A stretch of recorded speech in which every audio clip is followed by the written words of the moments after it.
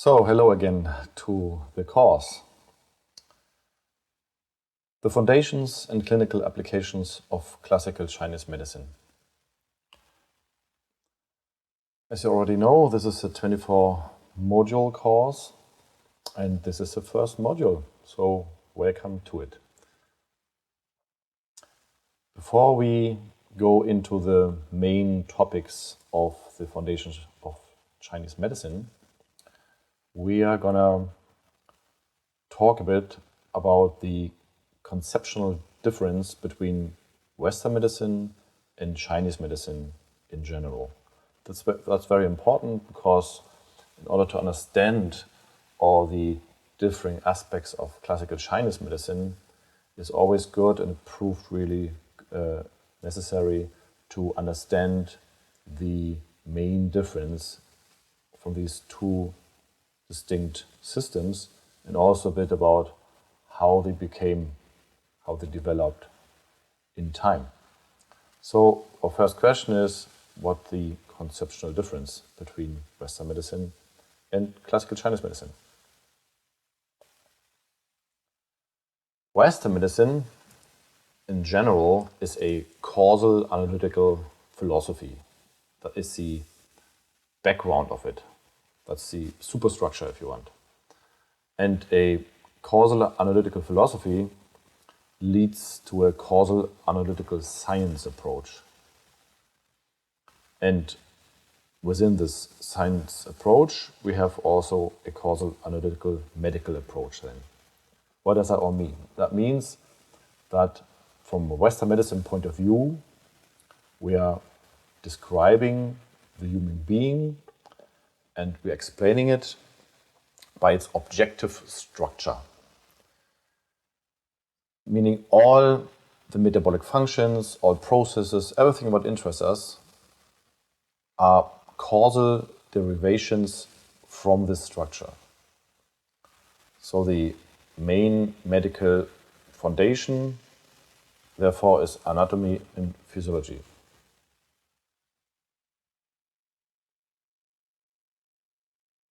How does that work in practice? If you have a physical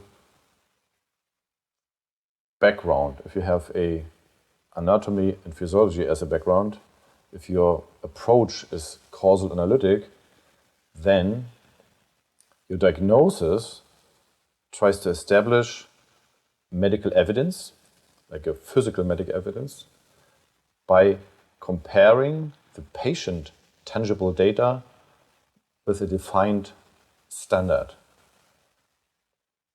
So it's a technique of comparing two sets of data. And obviously in Western medicine, the defined standard develops in time and gets updated. But in the moment we are in, we have a certain defined standard that we use to compare the patient data. So, and this derivation from a defined standard in a causal relation to a patient's problem, that is the disease from Western medicine point of view.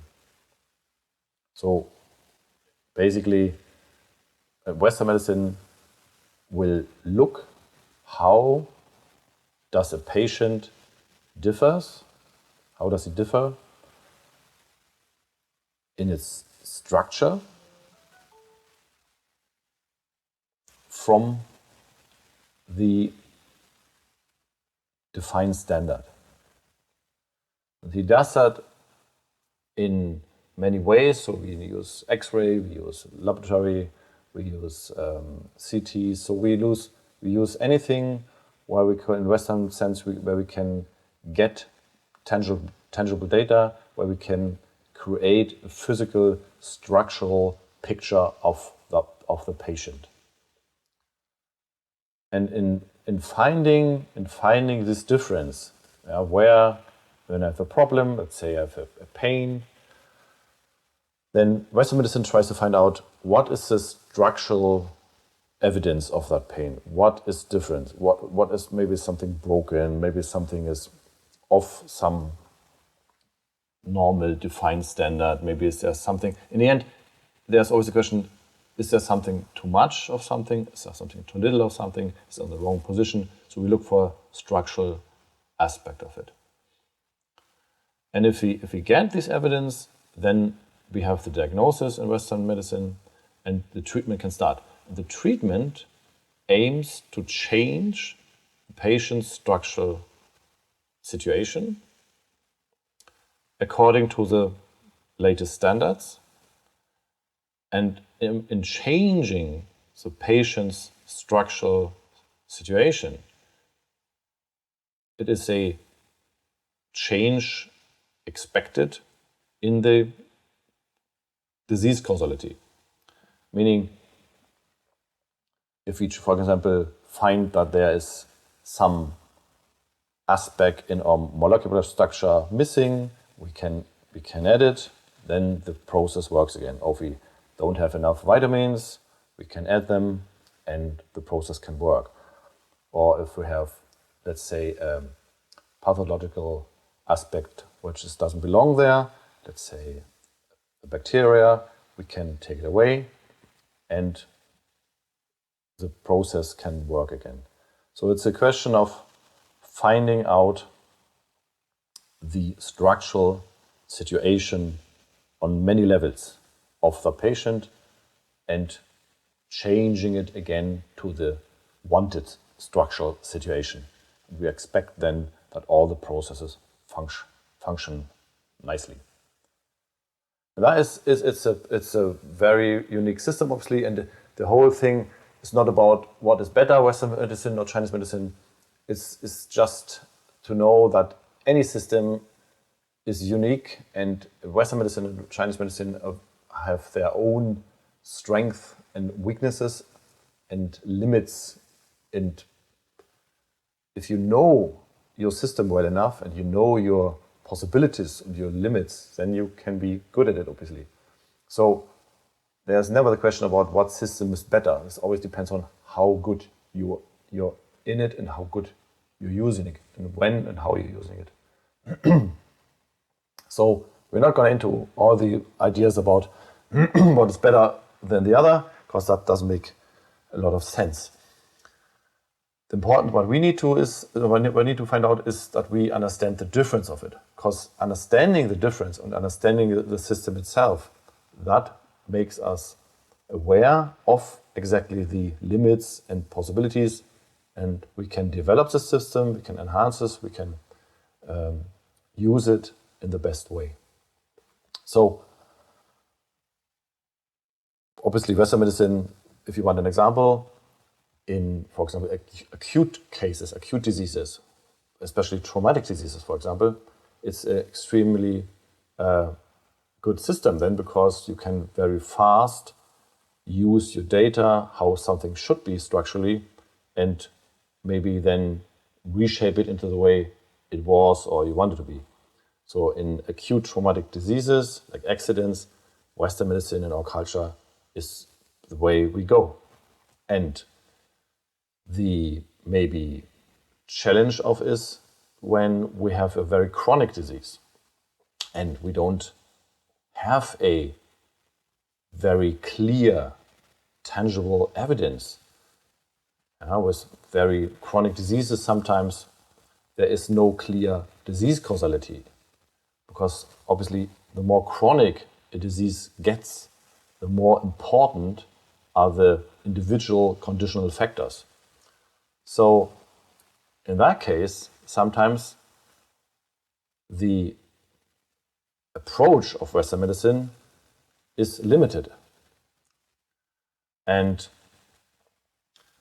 in Chinese medicine, there are other strengths and weaknesses, what we will go into later when we're there. So anyway, about discussing what is better, as I said before, that we don't want to go into that because that doesn't make any sense. But it is, in the end, it's a cultural question. It's not a medical question. So a certain culture, has expectations and views. What is health? What is disease? And what is a culture expecting from a medical system? So in the end, what I use and how much I use in medical system is more a cultural question than a medical question. So people have to be satisfied with certain outcomes and to have certain expectations met. Let's have a look to the Chinese aspect. Classical Chinese medicine in general is a conditional philosophy, and it leads to a conditional science and also creates a conditional medical approach then. That means that the human being is understood as a functional system, changing by connecting with and disconnecting from its environment. So it's basically in a constant flux and a constant change of adaptation. The system is explained through its functions and their relations to the individual conditional framework. Other than in Western medicine, there's no distinction or hierarchy between substance and process or function. So substance and process is always on the same level.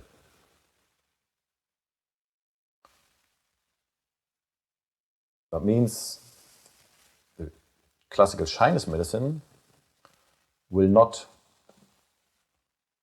describe the human by its manifestation, by its structure, like Western medicine, which would be describing something more by its disconnection from the environment, which is obviously the point of view of Western medicine, and there it needs to be very accurate.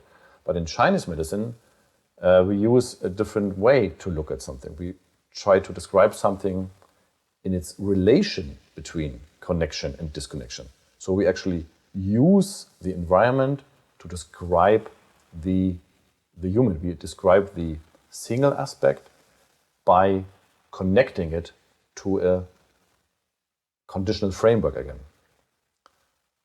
So the medical foundation is this concurrency of connection and disconnection, of being and not being, which is yin and yang in the end, and the relations of connection, disconnection in its unbecoming and becoming process in relation to the conditional framework. That sounds probably all very complicated now, but we will all explain that really nicely later.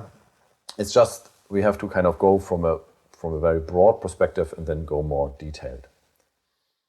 So the main point again of classical Chinese medicine is that we take something, the human or even the flower or animal, anything we want to describe.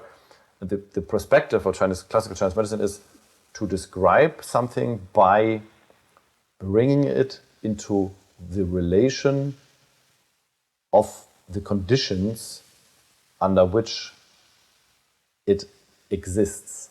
So anything is existing because certain conditions are there.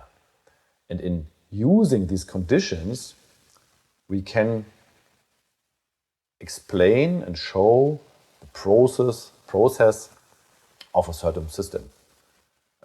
To give you a very simple example, would be, for example, you could have a snowflake on your windowsill, for example. And then you could go there and could use a snowflake and could explain it from the Western point of view. By a Western point of view, you would explain the snowflake by its disconnection from the environment. You would take it apart. You could say it's made of water, and you could explain what water is in a chemical sense, and then you could explain all the building blocks of atoms there, and you could really go deeper and deeper and deeper and explain every connection with another, every disconnection, every part with another part in it. You basically you break it apart in parts and subparts. Or you could use the classical Chinese approach, and you could say, okay, snowflake, there are certain conditions that need to be there, that we have that snowflake, also certain temperature, certain moistness, certain pressure, certain factors. And you would understand from that point of view that, for example, if, let's say, the temperature would rise, the snowflake would change into a drop of water. So in that way, you would understand, okay, this entity, this snowflake, this thing is only relatively stable. Because the stability depends on the stability of the conditions. So in the end, the snowflake in its being is not absolute. it's in the end, it's a process. And when certain conditions are stable enough, then the snowflake can be stable. But if you change the conditions, the snowflake will change too. And that's the Chinese medicine approach with disease. So we can have a look here. How does it work? That means that we diagnose from classical Chinese medicine point of view, we seek to connect a dysfunctional process. Yeah, that's when someone comes in and says, I have a pain, or I don't feel good, or I feel tired, or anything.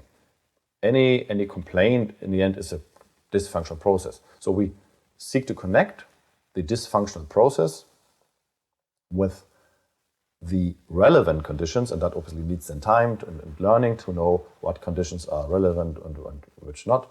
So we connect the dysfunctional process with relevant conditions, internally and externally, and establish a so-called conditional pattern. So the main question is, which conditions make that process possible? Yeah, also, what are the conditions, the relevant conditions, that need to be there to make this process, in this case also the dysfunctional process, possible? And if I find that, then I have my pattern. And that is the basis for treatment in Chinese medicine. So I would understand that this disease causality, being a process, is relative. Like with the snowflake I said earlier. So it's relative and directly depending on the individual conditional framework.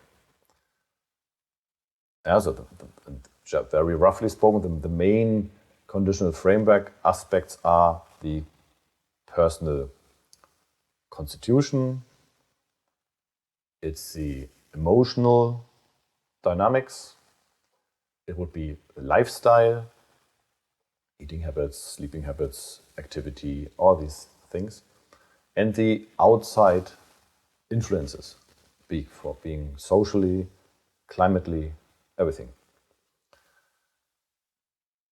But as I said, I have to in a diagnosis, I have to find out the relevant conditions for this dysfunctional process I'm interested in. So the treatment then, as again like with a snowflake, I would try to change the relevant conditions for this specific disease causality in order to allow a healthy process to develop, meaning in changing the conditions, I will change the process. But that takes time sometimes, depending on how stable or relatively stable the process already is in relation to certain conditions. And that's why in Chinese medicine, you will also learn to stimulate the actual process to adapt faster to the now corrected conditions. So we have two aspects in treatment. We have the change of the conditions and the stimulation of the disease process. So it changes from being a diseased process into a healthy process. In the end, we have to stimulate the process. That's a very general concept, because any system, if you want to change any system, it's always easier to change something if it's more in a flow, if it's more active anyway. So that's why, for example, yesterday I had a client, and this client, he actually came because he had an eye problem. So he has a degeneration of a certain layer in his eye, and which is a Western diagnosis. So he came with a Western diagnosis. He came in and said, "Oh, I have this disease," and which is a defined thing. They obviously had a good look at him, and they diagnosed tangible data. They saw that this layer, this tissue on this eye is degenerating, in a comparison with the eye from his age, what would be there normally is deteriorating. So that's why there's a clear Western diagnosis. And from a Chinese point of view, obviously, I will look for what are the conditions this person is living under that this process happen. So basically, which conditions make the process of degeneration possible. So obviously, when you look from the Chinese point of view, you wouldn't actually know that there's a degeneration of this layer. It's just an information I get from Western medicine, and I can't rely on this information alone. So I basically go for my own diagnosis in the sense that I use the description of the process. But that's what the client provides. He obviously says he can't look so good anymore, and he describes it then in very detailed. He says, when does he feel he can look better? Let's say in the morning, and then in the evening can... Yeah, so there are many, many factors, what you asked, to get your situation, your disease causality described. And then you obviously use all the other factors. You use your own inspection of tongue and face and all the other aspects what we're going to learn. But my example, I wanted just to explain that the point what I want to explain is that he came in with this diagnosis, Western diagnosis, and obviously I had to discriminate a Chinese pattern in the end. But the example I was trying to say is that I was teaching him an exercise, a stretching exercise. And also he was getting herbal medicine. So his question obviously was, why do you teach me in stretching exercise? What's that to do with anything with my eye problem? Because for him, for his point of view, being in a Western thinking frame, he obviously knew his Western diagnosis and knew that he has this degeneration and he wanted to get something. No? So his attitude was very Western. It was, I lack something, this tissue, and I want to get it. So he probably thought, so I get some herbs, they're like nice things in, and then this tissue will regenerate. So it's a typical attitude. I want to get something physically. So he obviously was asking me, why should I do this exercise? And the thing is, if you just show him the exercise, here, do that exercise, and here's your herbs, and then go home, he will not be very motivated to do the exercise because he doesn't see the point. He doesn't understand the connection of the exercise to his problem. So in understanding, probably from the classical Chinese point of view, you need to then, obviously you can't teach a client all this understanding, but you need to use your understanding to explain it well enough so the client is motivated enough to do the exercise. And why did I teach the exercise anyway? Because if I just give him herbal formula, nourishing some deficiency, for example, let's say it's a Shu deficiency, and I give him some herbal formula, I kind of changing conditions. Yeah? But with the exercise I want him to do, the stretching exercise, I want him to stimulate his own system. I want to stimulate his process. I want to make his system more and easier, adaptable to the changings in the conditions we are attempting. Not just with the herbs, also with change in his food, in his diet, and in his lifestyle.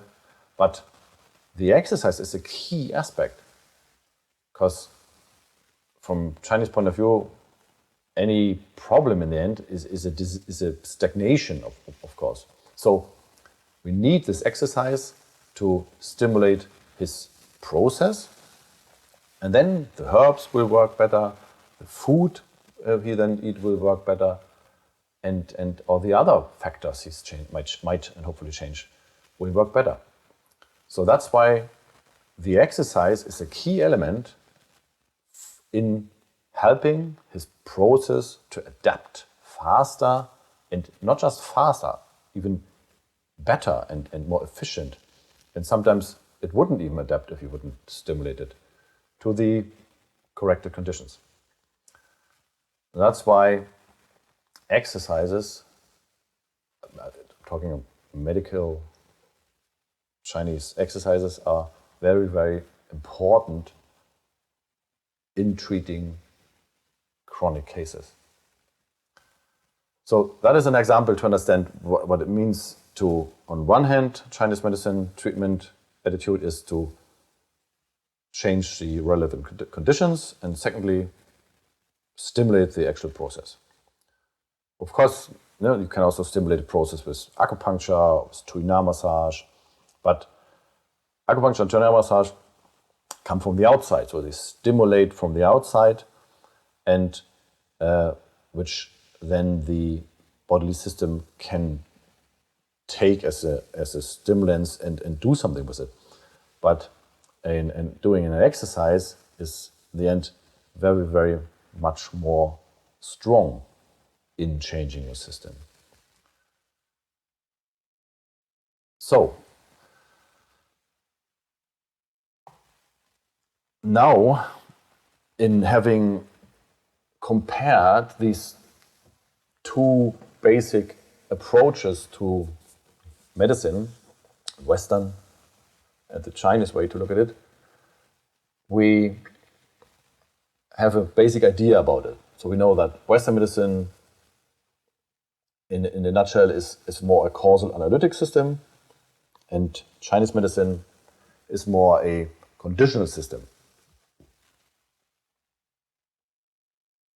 And that's why it's very important, if you work with Chinese medicine, that you understand you can't import diagnosis from Western medicine and just use them right away for your Chinese diagnosis.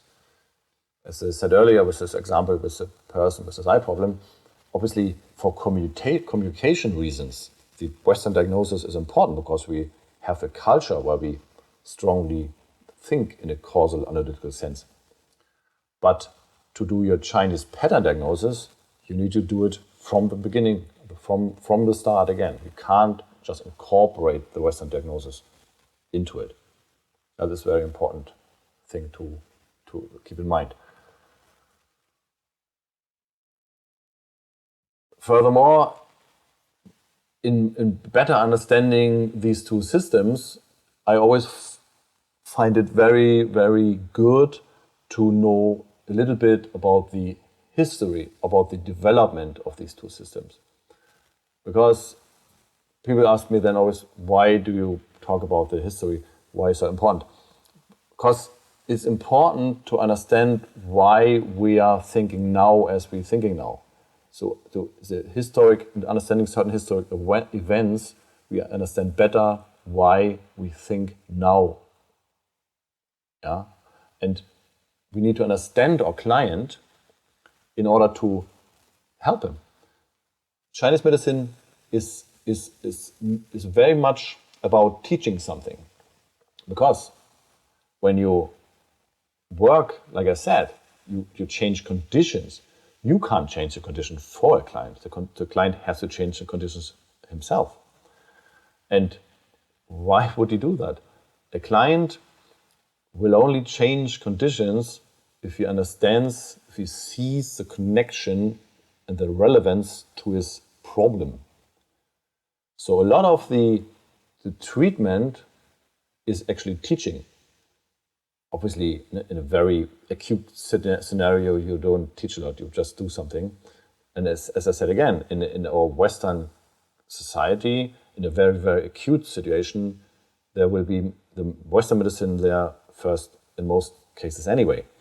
So that leaves the Chinese medicine practitioners often with very chronic cases. And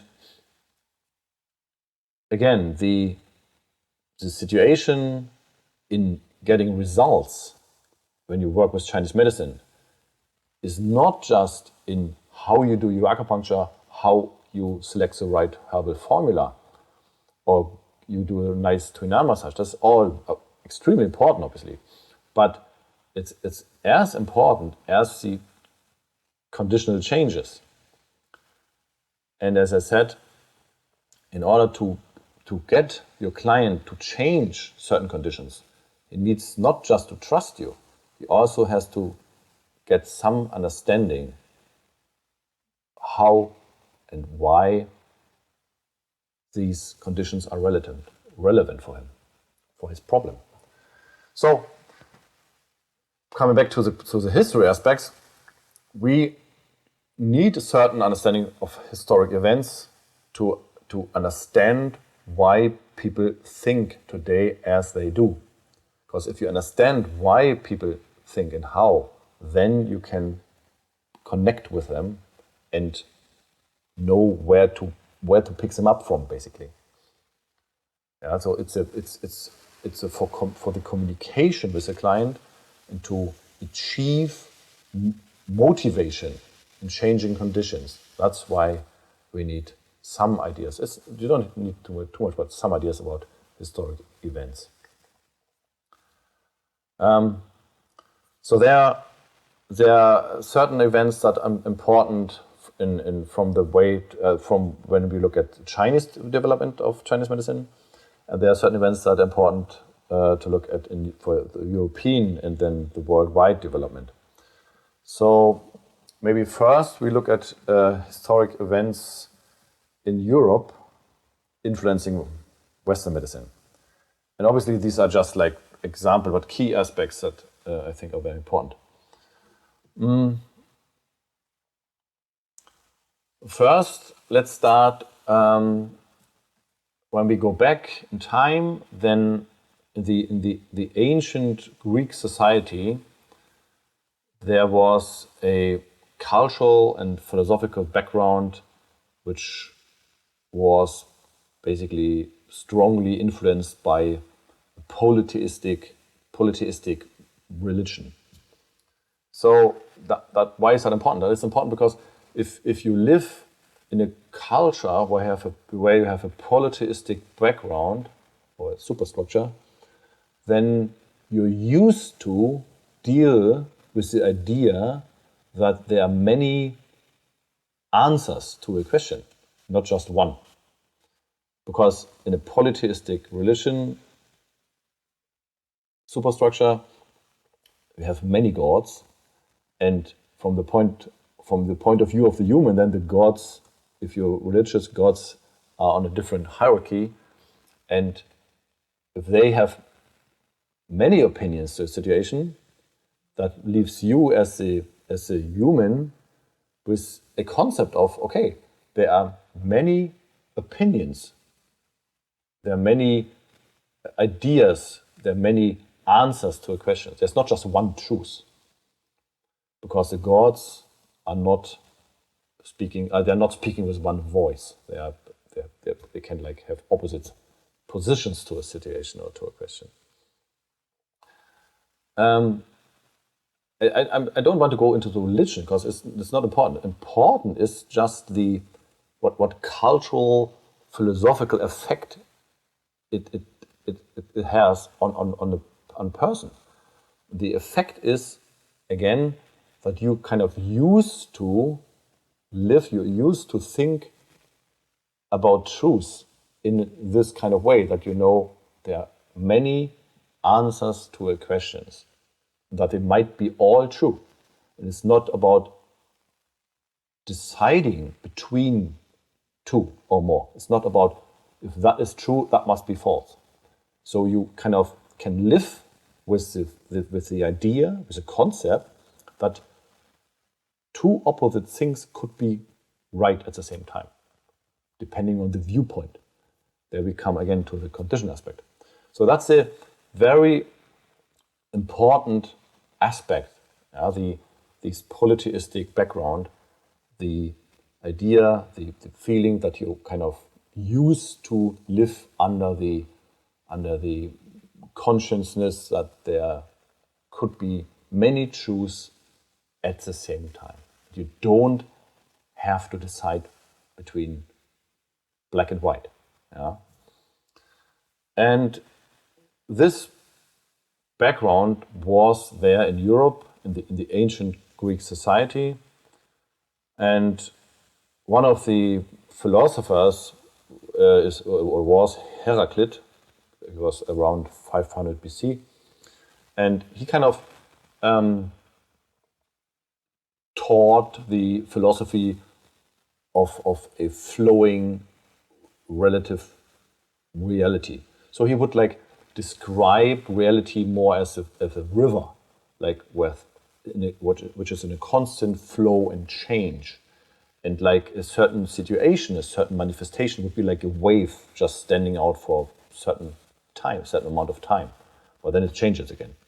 So the manifestation of our reality is just the manifestation like a wave in one moment in the river. So he was more a conditional kind of guy. Also he would it has a lot of similarities with the classical Chinese point of view.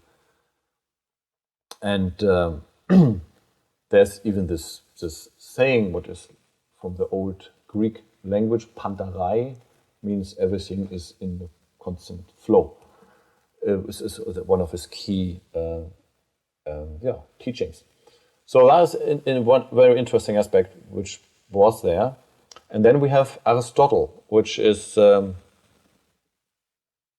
he was kind of around 350 BC, and he was a philosopher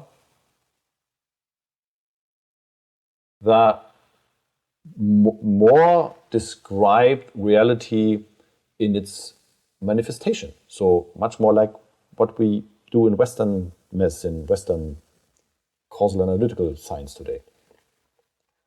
So he would take the same maybe river, but he would describe a certain waveform at a certain time, and would take that as a manifestation and as would describe something through the manifestation and not through the flowing aspect of it.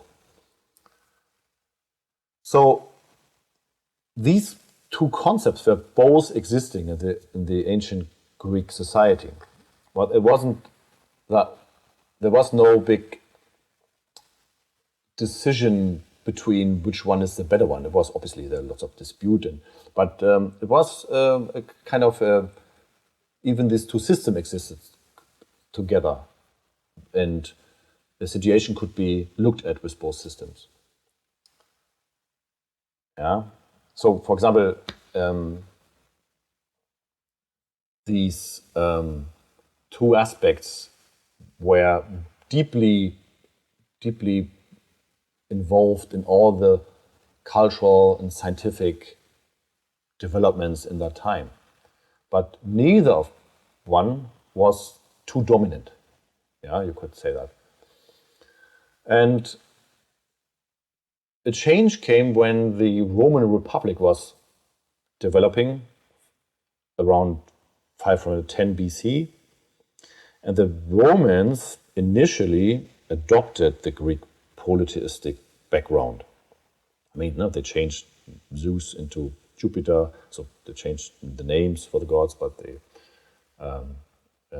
basically took over. They adopted this politistic system. And it's no wonder, by the way, that such a system where you have like this many choose concept also creates democratic aspects in the end, because in the end, democracy, the idea of democracy is that you have a dividing of power, that you don't have one power point, so that you divide the power between the many. And this obviously is easier to develop if you think anyway that the truth is divided. So there's a big connection between this philosophy of many truths and democracy. And so the Romans started out as a republic with a senate and stuff, so they had the division of power, and it was normal in their point of view because they were developing under this influence of the Greek politistic superstructure. But then was an important event in the Roman history that on the 13th of January in the year 27 BC, the Roman Republic transformed into an empire. So the dividing of power with the Senate stopped, and we have now an emperor who has a single power.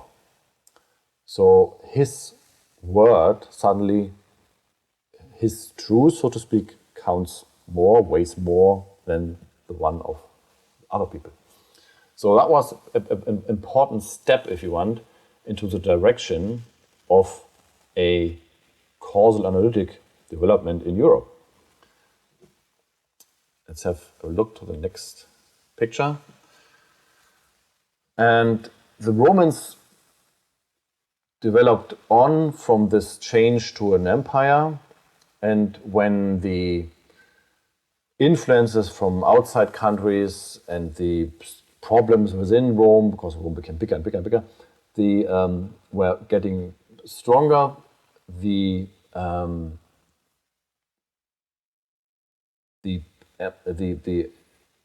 empire basically was lacking certain power because of this politistic background.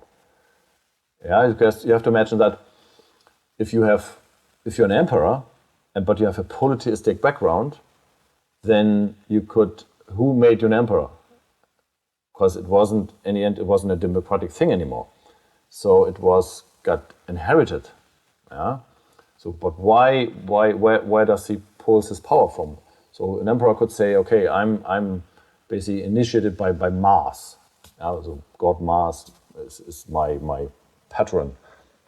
But then you could have like some other guy with influence and power and money and soldiers would say, no, I'm the emperor. I'm the real emperor because I was put in charge by, let's say, Jupiter. And then it could be the next one who says, no, I should be the right emperor because I put in power by Poseidon. So the politistic background made it harder for one emperor to ask or explain his sole power demand.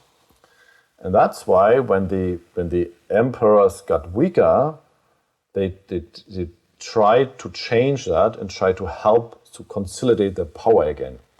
In the year 325, Imperator Constantine adopted a monotheistic religion as state religion.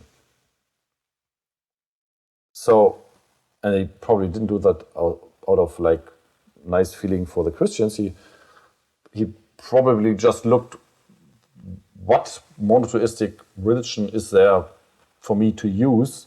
And the Christians are being very young there, and there was just the right people at the right time. So, but in adopting in monotheistic religion, as a state religion, there's only one God suddenly.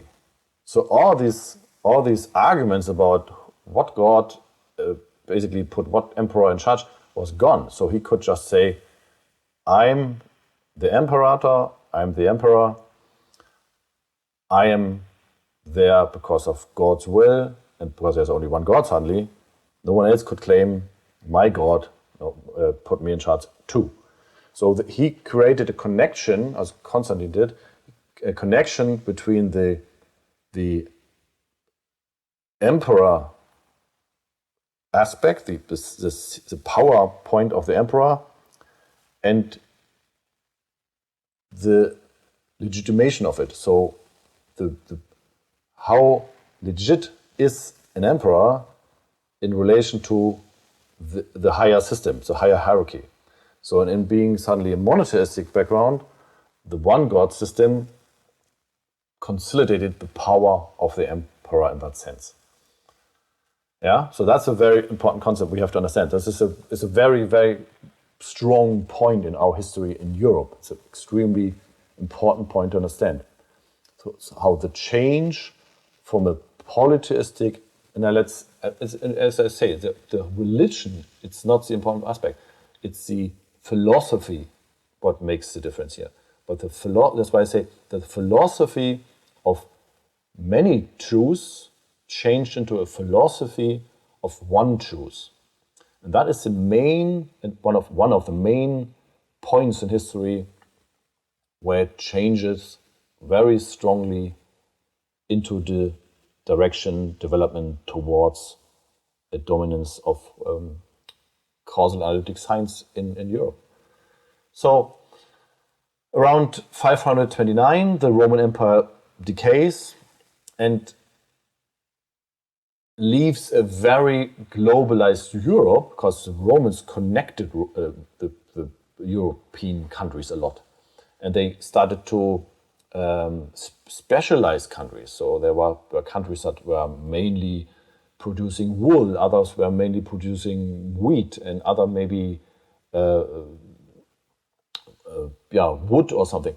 So then this Roman Empire broke down and then left all these connected countries without a proper coordination and infrastructure. So this specialization was then suddenly a problem, because the connection between them didn't function anymore. Yeah, that's why the infrastructure was broken and the control of it as well. And the social and economic needs that the people had were not met by the power structures following the Romans, because they were basically coming from a completely different cultural background. And so it was a kind of a historic downfall of society. And there were a lot of resulting problems in all areas of life. And that's why we call the medieval times also the Dark Ages. That's not because it was dark, because it was because there were so many problems. And there were problems in law and in supplies with food and disease and the whole social organizations, basically. And because the countries were connected by the Romans in a very specific sense, and then left without the infrastructure, the problems in the medieval times were so great. So they had a lot of people with a lot of economical problems, also hunger and disease, and education and everything. So the need to compensate, the need to change that was very big. Excuse me.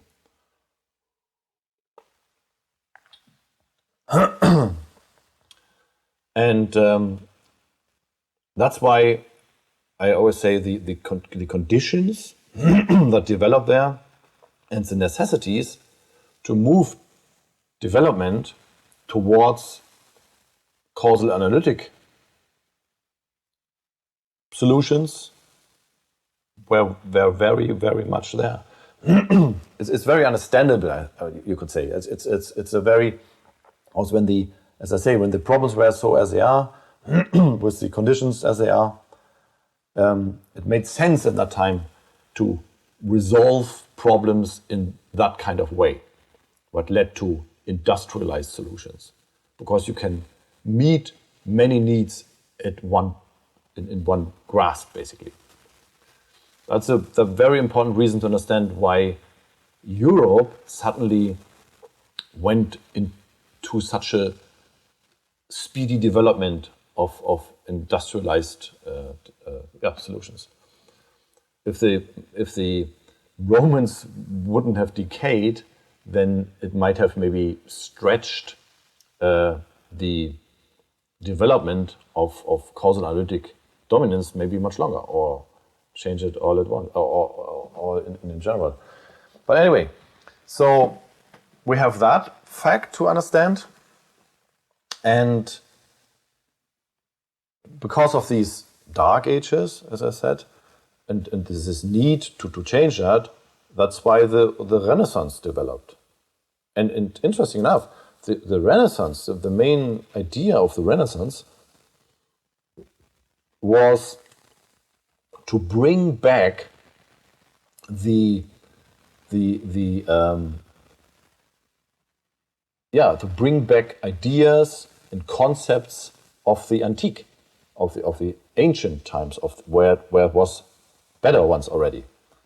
Yeah, so bringing back concepts from the ancient Greek philosophy, from the ancient Roman philosophy. That was the idea of the Renaissance. Bring back stuff. It's maybe not so easy to understand today, because we are right now, like 2017, we are experiencing for years now a constant, everything gets faster and newer, and everything, the new seems to be better. But at that time, the new was not the better. So in the Middle Ages, people had kind of feeling that it was better once and now it's bad or worse. That's why people wanted to bring back the old. Today we often don't want to bring back the old. We kind of look for the new. But anyway, so bringing back the old, and that's why the Renaissance was the Renaissance of old concepts, of better concepts. That led to the so-called Age of Enlightenment between 1650 and 1800. And it's also very understandable why that happened, because this Age of Enlightenment basically was to shed all the aspects that were not true from their point of view. So, again, not the many truths idea. It was about deciding between that is true, that is not true, that is real, that is not real. So superstition, was thrown out because of what was not true, but we wanted to have a more objective way of thinking. So objectiveness was a big thing in that Age of Enlightenment. Obviously, from philosophy point of view, you could argue that every objectiveness obviously is subjectiveness. But in that time, that wasn't the idea. The idea was there is an objectiveness there, and we as the conscious, we just as the observer, we just observe the objectiveness. The connection between observer and object wasn't as developed then as it is today, and it was in the ancient times. But at that time, there was the main idea that reality has an objectiveness, and we as an observer shouldn't bring our subjectiveness into it. We should just describe and measure the objective reality. Yeah, but that indicates that you need to be okay with that. Basically, these people then thought, okay, reality is objective, and it has a certain nature, yeah, an objective nature, and we can measure it. That's the Age of Enlightenment, basically, leading to the scientific revolution in Europe, which is 650. It's a main part of this Age of Enlightenment. So that then, you could say, led to the dominance of causal analytic philosophical approach in Europe, and from there spread to all over the world in the end. Yeah, but it's essential to understand why we have this, or why we had this Age of Enlightenment. This is very important to understand. That's why with all the points I said earlier, led to that time, and that's why we have today such a strong dominance of causal analytic approach, philosophy.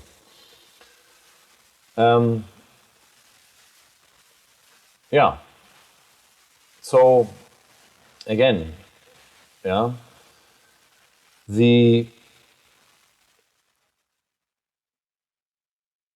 development we have here shows how we develop in Europe a dominance of causal analytic philosophical approach, and this approach we know spread then throughout the world, also to China in the end. And let's have a look now what happened in China. So we have here our next little chapter. Important historic events in China influencing Chinese medicine. The origin of the classical Chinese medicine lies in Daoist philosophy. Yeah? And the origins of Daoist philosophy probably lies in nature observation, in connection with nature, and in also a kind of worship of nature, without a concept of divine creation, which is very important to understand. Because when we are in a Western sense, we are thinking causal analytically, we always need a cause for an event. And in a Daoist philosophy, you don't need a cause for an event, because there's a certain way to develop a certain insight to it, which we will gonna talk about a lot in the second video. Not the questions answered, but the second main course video. So the one you will get next month. So, but there are the origins for the Daoist philosophy in observing nature. You probably could say that any culture that lives very directly in connection with natural environments will tend to develop a conditional thinking. Because if you feel the influences of your environment directly to you, you more think or more understand or feel that you are existing because there are conditions. Yeah? And the more a society can get the impression it's disconnected from its individual environment, because it can compensate for environmental changes, then you will have a more causal analytical thinking. Yeah. Giving you an example, for example, if you have a year and the season, let's say the summer was too wet and all the potatoes you tried to grow were rotting. So in that moment, you wouldn't have enough potatoes in the shops. You would directly feel your climate, your weather. You would feel it, you would connect to it because you would see it and you would be affected by it because you couldn't buy any potatoes. You would need to interest yourself, what else is there? Because maybe in that summer the potatoes didn't grow very good, but other vegetables grew because they more like the wetness. So you would notice the connections from the environment by your food possibilities. But if your society can compensate for that by, let's say, very complex trade, the consumer wouldn't even notice that this was a bad year for potatoes, let's say, in that specific country, because the shops would be full of potatoes, because the country could compensate by trade for these ups and downs in climate or in season or weather. So because of the efficiency of the society, people get the impression they're more independent from the environment, which is not true, but it's an impression we get.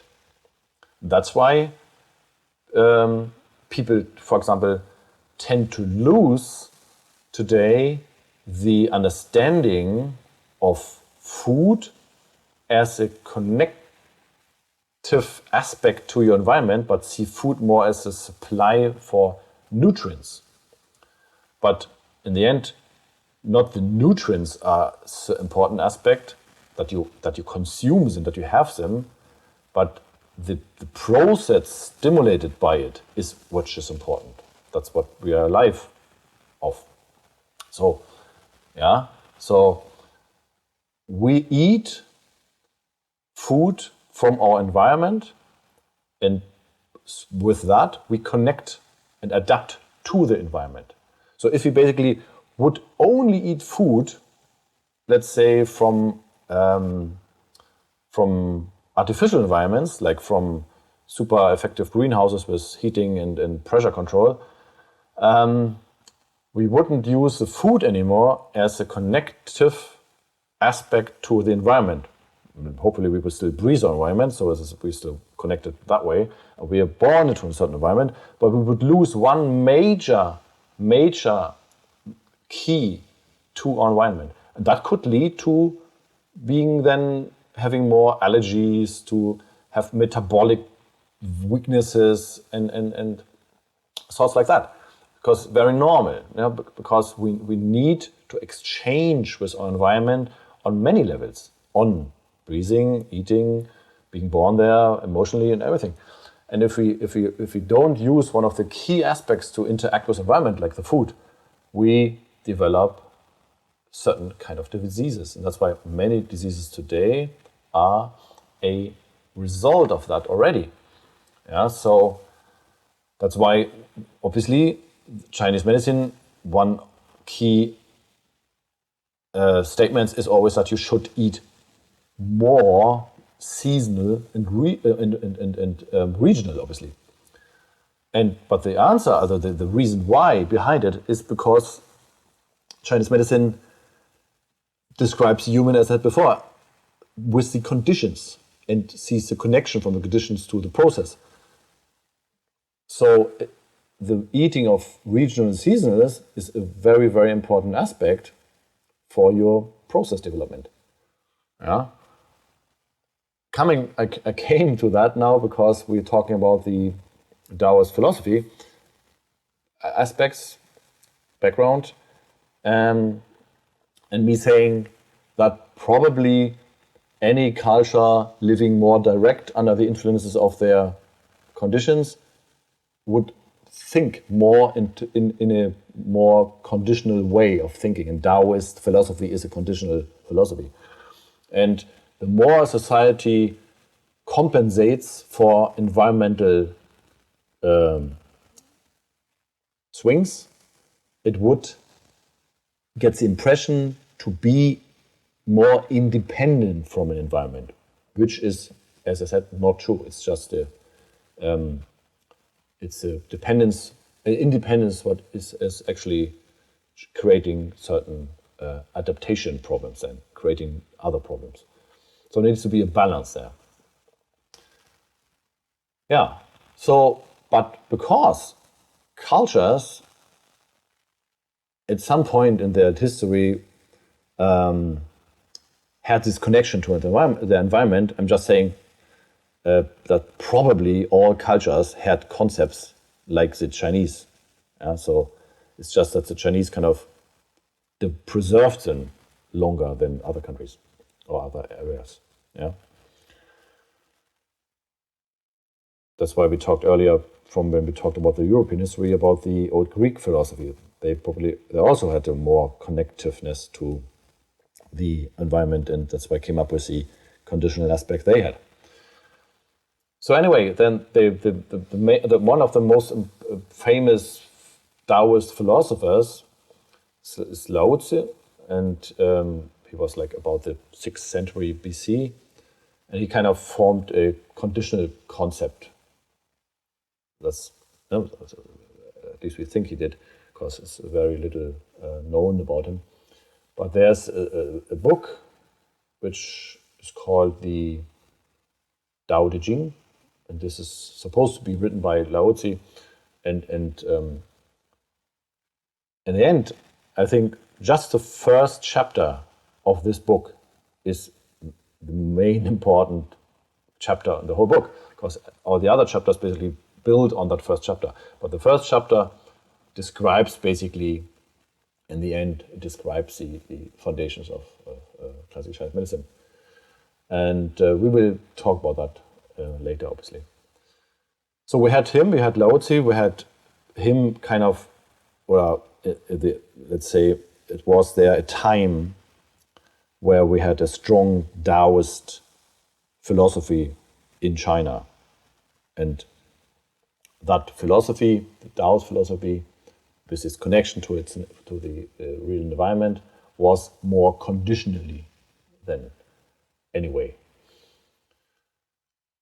And yeah, then there was Confucius, 5th century BC, and he was kind of interesting because the changes in Chinese philosophy didn't happen just in the Cultural Revolution.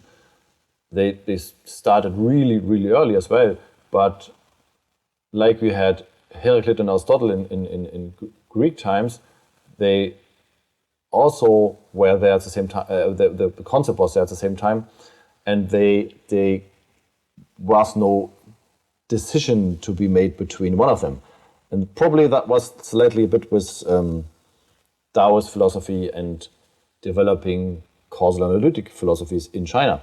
And Confucius, in him developing these teachings of order, that was a causal analytic aspect or movement.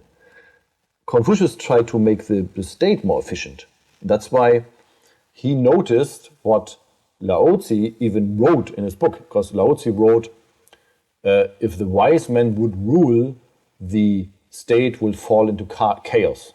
It sounds like a silly thing to say, because you would probably think it would be nice if someone wise would rule. But what he meant with that was, he means with wisdom, he means that you would see many factors, that you don't decide between black and white, that you have many truths possible. But if you want to rule a country, you need to decide between black and white. You need to decide between go that way or go that way. So a country ruler needs to be having an agenda. He needs to decide between aspects. And that's why Lao Tzu said, if a wise man would rule, he would have many truths, the country would fall into chaos, because he wouldn't come up with a causal development. That's why in that idea of Lao Tzu, the wise man would like help the ruler. He would advise, but he wouldn't rule. And Confucius, he obviously noticed the weakness of such a strong Daoist philosophy, many truths philosophy. He probably noticed the weakness in a country ruling efficiency. So he tried to get more causal analytic to make things more efficient. That's why. But to do that, he had to basically disconnect yin and yang a bit, because we talk about yin and yang in the second video really in depth. But the main idea, to take this before already, of yin and yang is this, that they exist at the same time on the same level. So yin and yang stands for being and not being, stands for disconnection and connection. And it's only existing at the same time. So there's no being without not being from the Daoist point of view. We are more used, in the Western sense, we are more used to think about as either being or not being. But from the Chinese point of view, it's at the same time. But we come to that. It's just I just need that to bring it in quick here, because Confucius took that a bit apart. He disconnected yin and yang. He kind of divided yin and yang, which is not in a Daoistic philosophy correct, obviously, but he needed it, or he did it, to make the state more efficient. So he would divide the people. He would say, this is ruling people, this is serving people. He would even divide men and women. He would divide certain hierarchies. He created such a social hierarchy pyramid thingy. And funny enough, he didn't actually achieve a lot in that time, but later his teaching were used much more. But anyway, it is one important step in Chinese history where you see development of causal analytic philosophy. But it existed in the ancient times, coexisting with the conditional philosophy, the Daoist philosophy. That's why, funny enough, today people in China would say that they have two main philosophies: the Daoist philosophy and the Confucianistic philosophy. They are quite very opposite in the end, as concerning yin and yang. So the height of Daoism was probably in the 4th century BC in China, but there it already had very much a religion, a religious form. That is a difference again from the clean philosophy of Daoism. And we don't want to go into it too much now, but the main difference is, again, that in the religion form of Daoism, there is already a disconnection again defined between the now and the then, and the hierarchy and the life and death even. So there are certain connections, certain disconnections, what divided the main yin and yang concept. So that was in some way the height of that philosophy, but in a very realistic form. Then we have a very much important aspect to understand about Chinese history is the Ming Dynasty. The Ming Dynasty, like from 1368 to 1644, was a dynasty what isolated China from the Western world. There are many interesting stories about it, but why is it important for us? For us, it's important to understand that because China in the Ming Dynasty isolated China from the Western world, it maintained the conditional concepts longer. It's a speculation, obviously, but if the Ming Dynasty wouldn't have isolated China from the rest of the world, the Western influences, and remember what we talked about in that time in the Western influences, would have probably earlier came into China and probably earlier connected China to the causal analytic development what Europe was on about. Yeah. So in China today, the Ming Dynasty officially is often seen as a bad time, not in the sense of culture and everything, but in the sense of this isolation. They said, oh, there we got the time where we kind of got behind it all. Yeah, because we were we were stagnant a bit. That's probably true when you look at it from perspective of economic development in relation to the West. But if you look at it from preserving certain cultural and philosophical aspects, it was a very important area. Again, we probably wouldn't have had so much Daoistic aspects today anymore. But the Ming Dynasty ended in 1644 with the beginning of the Qing Dynasty, and that dynasty was not Chinese actually, because there were a Manchu dynasty that was a completely different culture coming from the north, and they had different traditions, they were completely different people. They were just in that time, because the Ming Dynasty, they were because of internal decadence, you could say. This is a problem often with when things are stable, people start to not appreciate the stability. I once said in a class that stability, and too much stability, also creates fear, because stability disconnects from development or change, and that's why the more stable a system is, the more fear it develops in relation to the outside, because that's the unknown. That's why decadence develops. So decadence is often a reaction to fear. The fear develops due to too much stability and fear of the unknown. But that's clinically important at some point.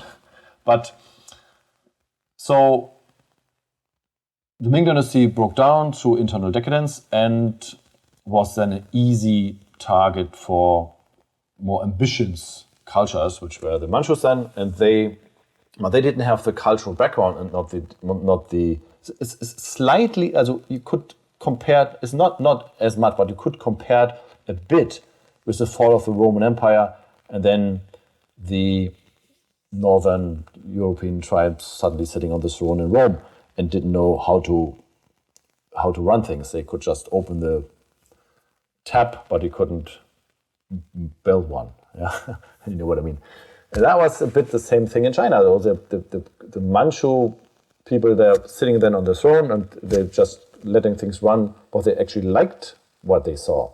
But they couldn't create it because they were not as, they came from a completely different development. So the important fact here is that because of the Manchu dynasty was just going on to it, but they couldn't hold up the standards of social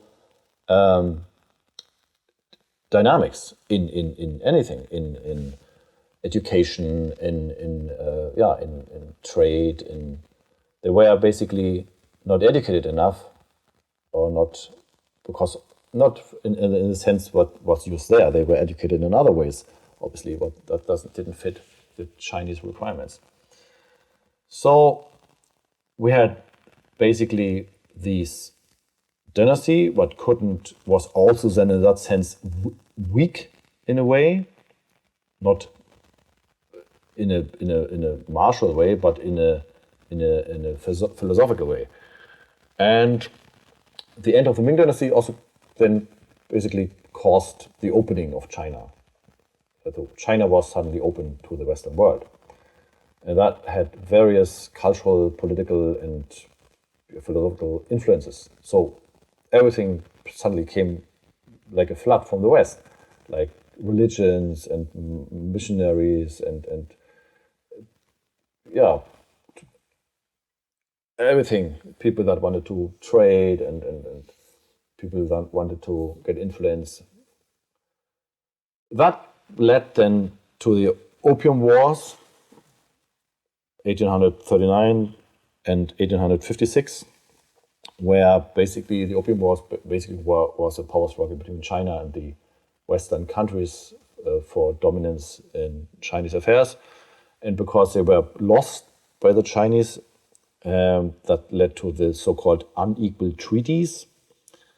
These were a lot of treaties Western countries formed with countries in Asia, not just China, but also Vietnam and other countries. These unequal treaties were basically treaties that were not fair. So they put China into a situation to have less rights and less possibilities, and basically were exploited by the Western countries. That weakened China. You see you see the line here. So we have the weakening from the end of the Ming Dynasty. Then we had the Manchu Dynasty, which was not strong enough anyway. Then to the opening, the influences, the Opium Wars, the treaties, that all led downhill for China. And that's why when you probably like around, let's say 1890 and 1910, around that time, the youth of China, the people that were interested in stuff, the awake people in that time, they experienced China as politically, cultural, intellectual, and scientifically backwards, behind, weaker in relation to the West. Because the West, they had better weapons and they were stronger and louder and more efficient and whatever.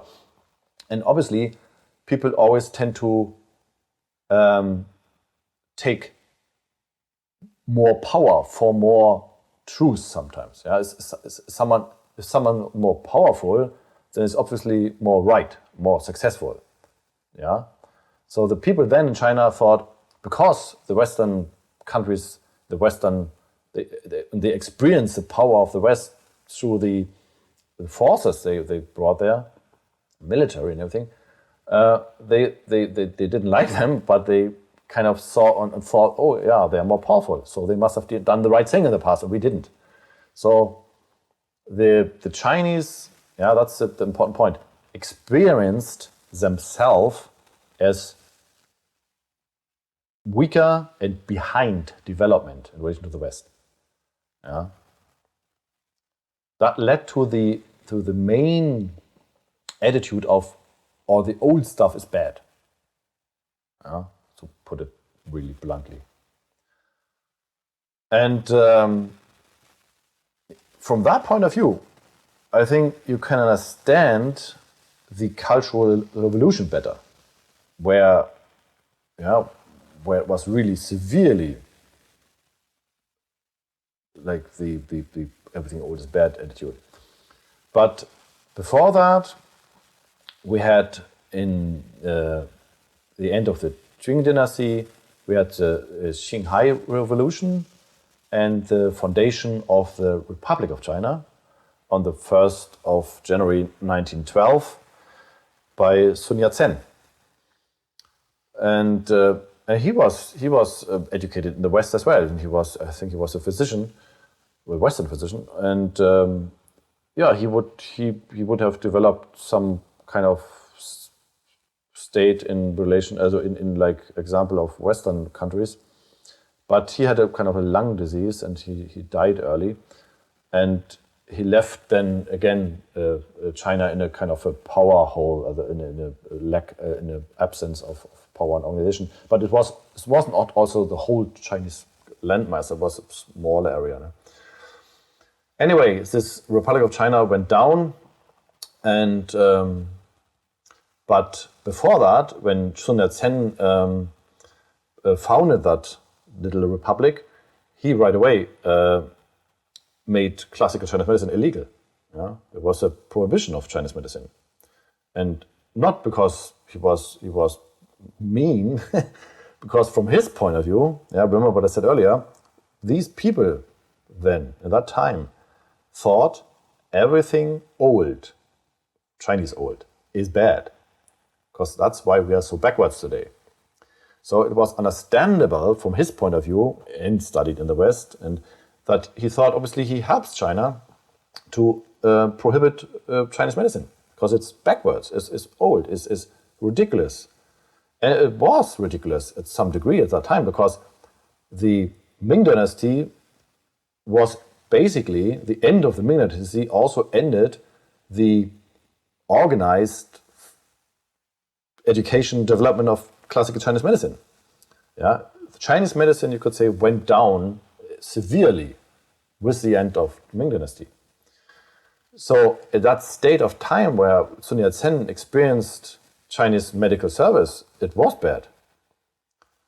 But not necessarily because of the Chinese medicine itself, just because of the system itself. But from his point of view, he wanted to introduce Western medicine and establish Western medicine in China as a forward movement. So, yeah, but as you said, he died, and the republic was down, and then this power vacuum led to the Chinese Civil War. And that was between 1927 and 1949. The Civil War was between Mao Zedong and Chiang Kai-shek, mainly as the main leaders. Mao Zedong was educated by the Soviet Union, by the Russians. He was basically a communist. And Chiang Kai-shek was kind of influenced by the other Western countries. He wasn't communist, he was more imperialist. And yeah, but you all know how the Civil War ended. It ended with the dominance of Mao Zedong over Chiang Kai-shek. Chiang Kai-shek had to retreat with his rest of the little Republic of China that there was, and his Kuomintang to Formosa, an island, what is today called Taiwan. And 1949, Mao Zedong founded then the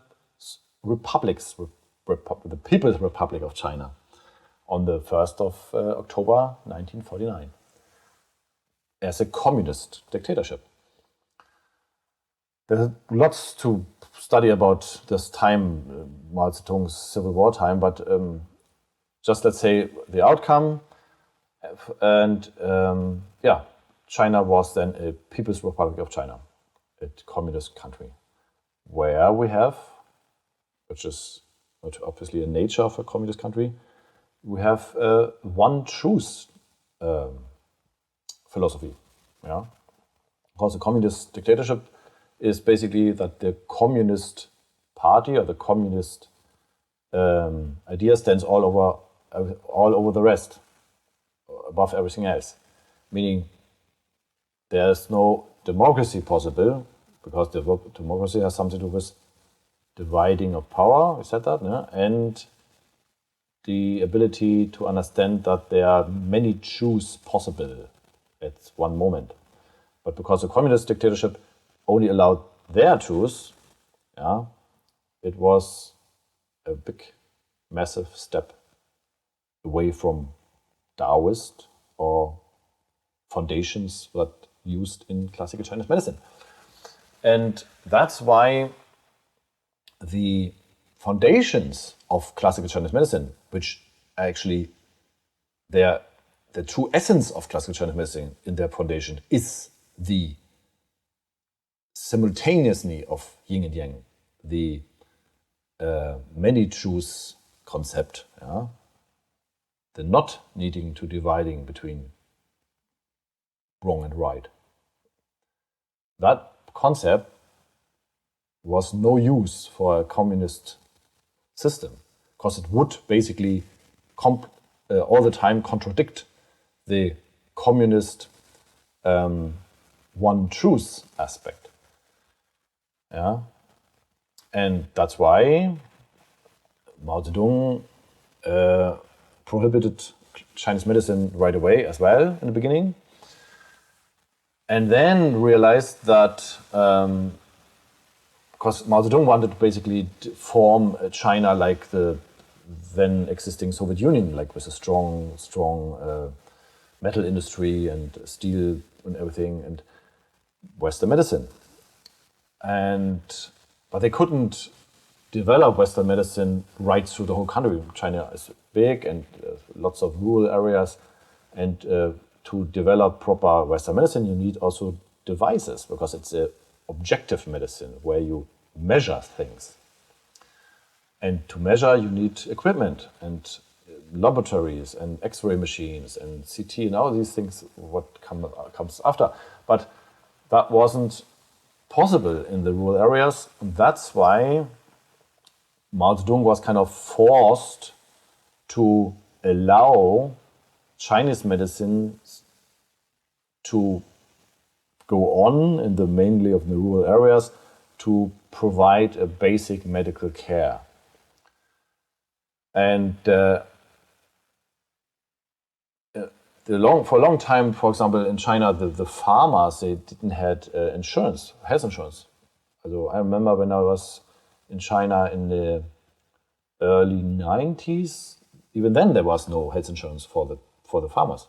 So in the poor areas, they had to go to Chinese medicine because they could afford it. They couldn't afford an X-ray or something.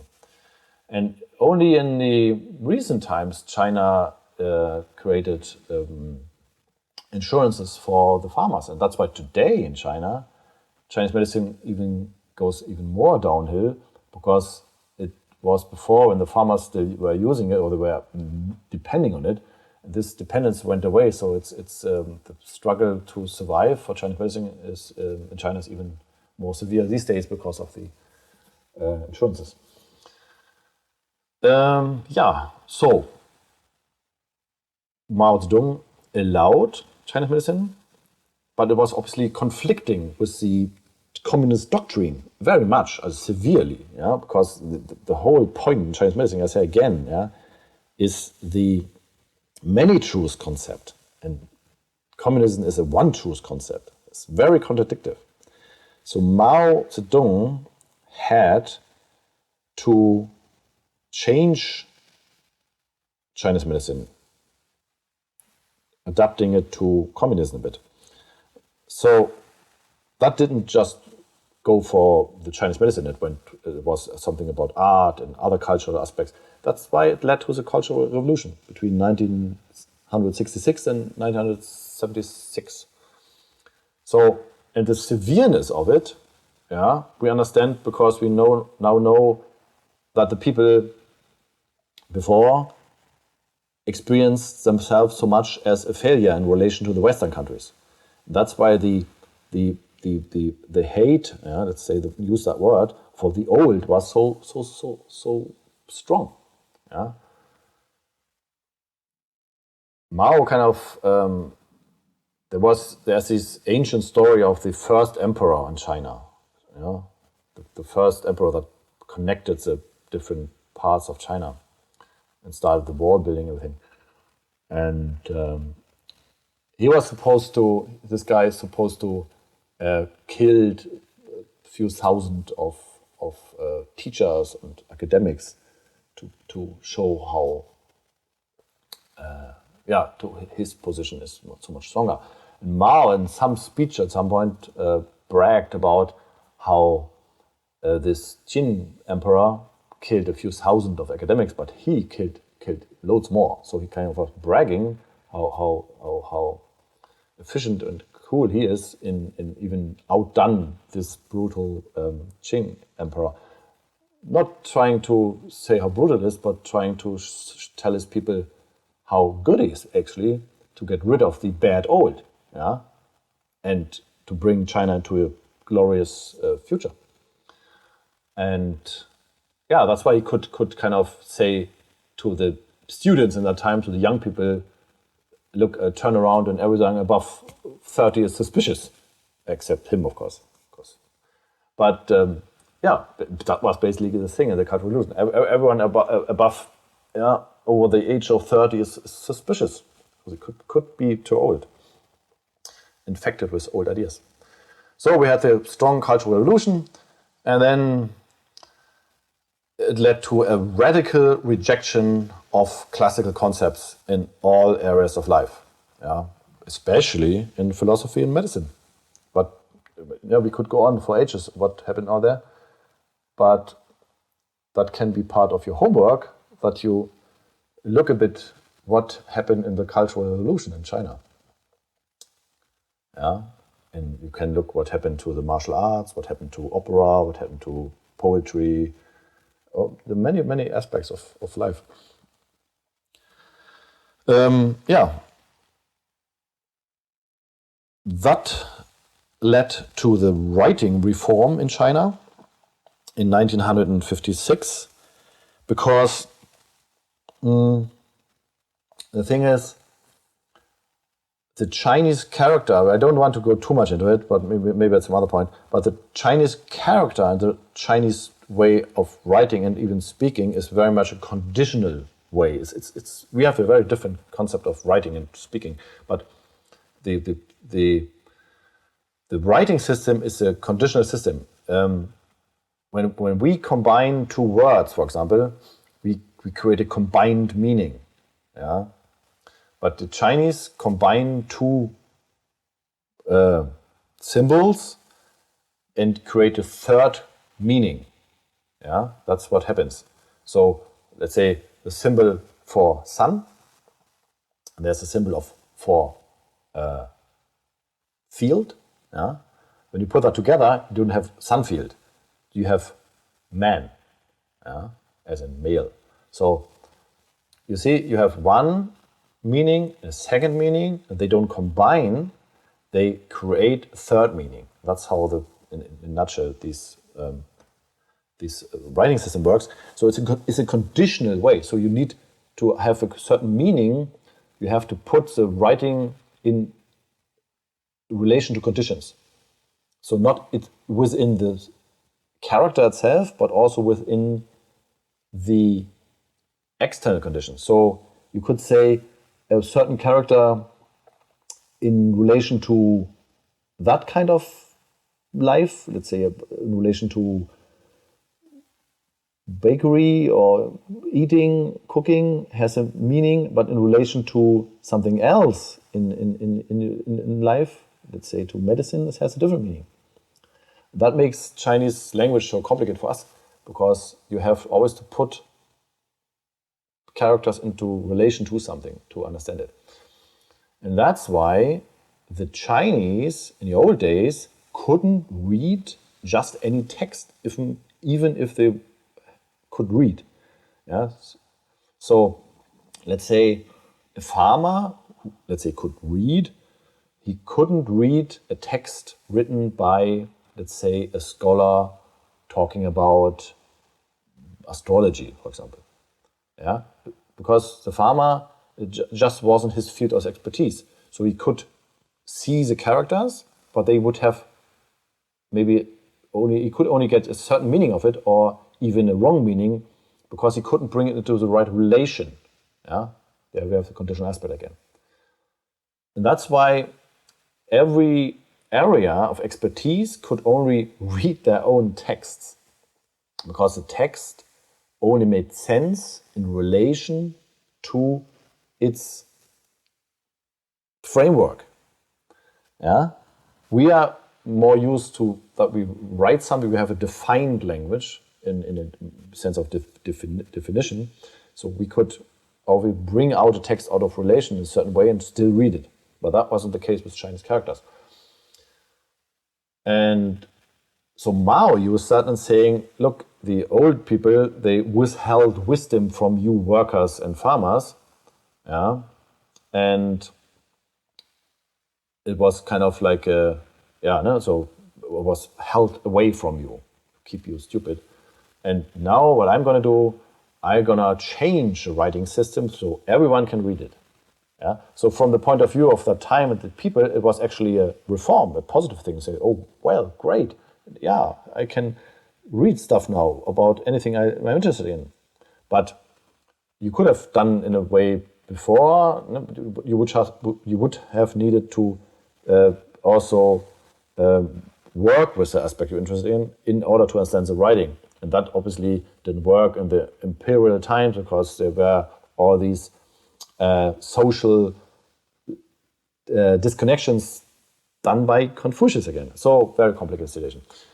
But just saying that in changing the writing system, Mao changed the conditional aspects of the writing a lot. So he just didn't make it possible that everyone can read it.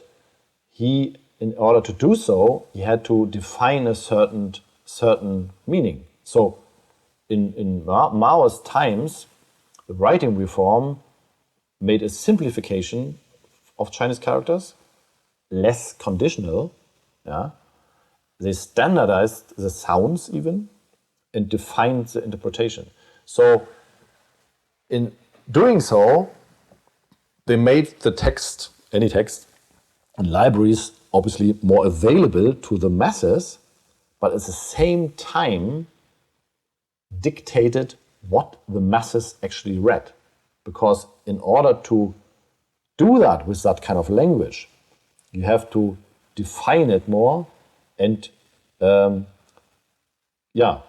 create a general way of definition of interpretation. So Mao made the changes in the writing system. The masses could suddenly read the text they're interested in, going to the library, but they basically got a predefined interpretation. They actually didn't read the classical text, that's what I'm saying. Yeah? So if you want to read a classical text, it's written in Old Chinese, you can only read it in connection with doing that topic and having a mentor who helps you with that. Yeah? If you just get a book from classical Chinese text today and you maybe speak Chinese or read Chinese, you couldn't read it just like that. But if you take a book from the modern time in China, like anything after, let's say, 1960, you would have the different Chinese writing system already. Yeah, with dots and commas and with a different way to write and the simplification of the characters. So then you could read it with a general knowledge of Chinese reading, because the meaning is defined. So that is, in one hand, it's a reform of the Chinese writing system. On the other hand, it hid meanings, obviously. So, yeah, so then you had like publications of new versions of classical text with defined interpretations, and especially the Daoistic philosophical and classical medical text. So that way, the communist people could keep Chinese medicine, because they needed it for the rural areas, as I said earlier. At the same time, change the concept so they would go along with communist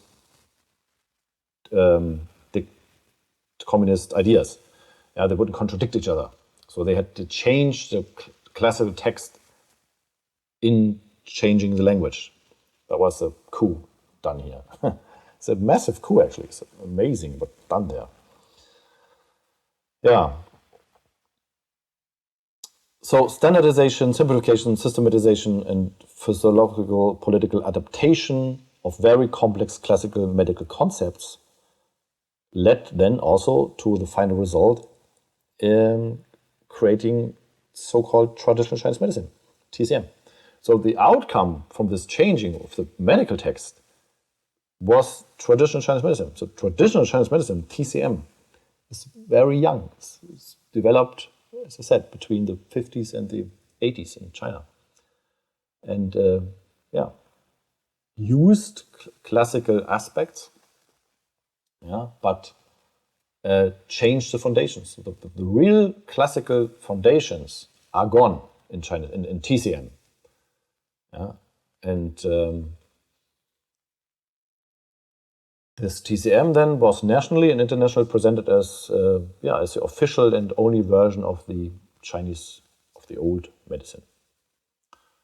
And it was officially in China is equal to Western medicine, which is actually not the case, because there's many reasons.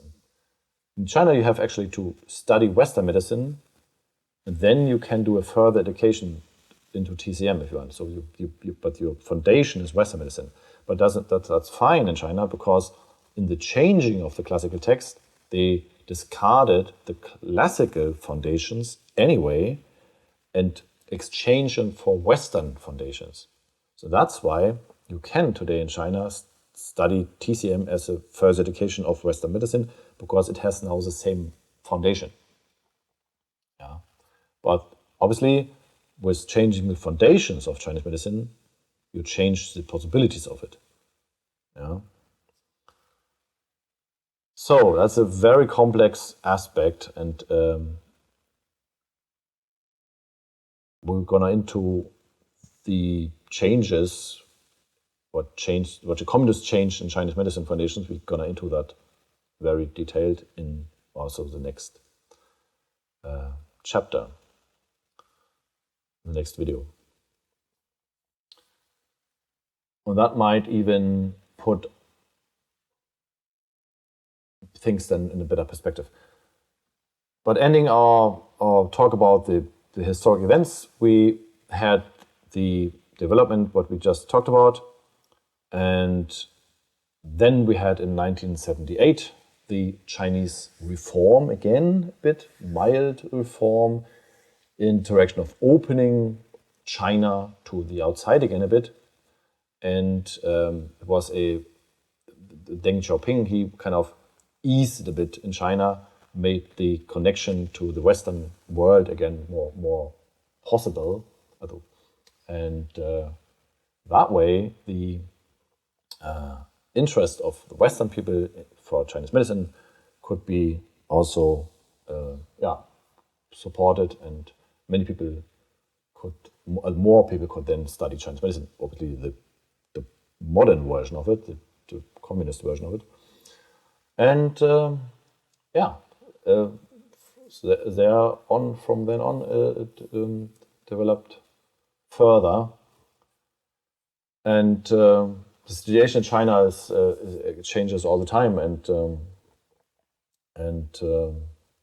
there's not hard to know what happens. But in the moment, Chinese medicine is still going downhill, especially acupuncture as a technique. And there's less interest also within the Chinese society in Chinese medicine. So it's nearly seen a exotic aspect in China. So many young people don't go to Chinese medicine a lot; they go to Western medicine, and they need to have a certain connection to it, maybe some in the family or something, or have to have other connections to it. But it's diminishing a lot in China. And I have a friend in China, for example, he's a Kung Fu and Qigong master. He's teaching Qigong, and he tried to help schools with Qigong and Kung Fu because people gain weight now. A lot of children, they don't eat so good anymore, and they develop all the metabolic diseases we know in the West as well. And he tried to convince a school board that he can teach the children some Kung Fu, so they lose weight and are more fit and everything. And they said they're not interested because he's teaching some old stuff, and he shouldn't teach Kung Fu, is too old and backwards, and he should come up with something new and clever. And so he ended up coming back with a new concept and just called it gymnastics, from Germany, coded. And they like that. They were happy about that, because Germany, they connect with Volkswagen and BMW and stuff, and that gymnastics must be good. And so it's very weird. But he's teaching actually Kung Fu, just under a different name now, to get it connected to the people. So it's funny stuff, actually. Okay, I leave you with that today. And we did a bit longer than 90 minutes, but it doesn't matter, because it's the first video, and it's you can't really stop it there in the middle. That's the first chapter of the 24-module online education. I hope you had fun with it as well and found some interesting ideas.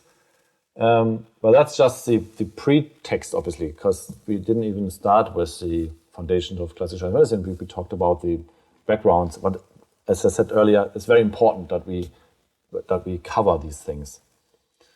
Because we need to bring things into perspective. So next time we're gonna have a bit of talk about the development of TCM again. We need to work out a bit what is basically the difference of TCM in classical Chinese medicine, so that we can then really charge into the main topic and develop the foundations of classical Chinese medicine to develop the system up again. And that will be a very interesting challenge. And your homework would be to, as I said earlier, to go a bit more into the historic aspects, maybe look a bit into the Cultural Revolution, what changed there, maybe have a look in the change of the writing system, that you get an idea what actually happened. And I hope you made some notes. And if you have questions, then if you are a basic member, then just send the questions and they will be addressed in the questions answers video. So they're more general then, so because I collect all the questions there. And the Premium Plus members, they obviously can use the Facebook support group where I directly answer questions, and the Premium Plus people obviously can ask me directly on Skype. So yes, then I'm happy we did that, and I'm looking forward to doing the next video.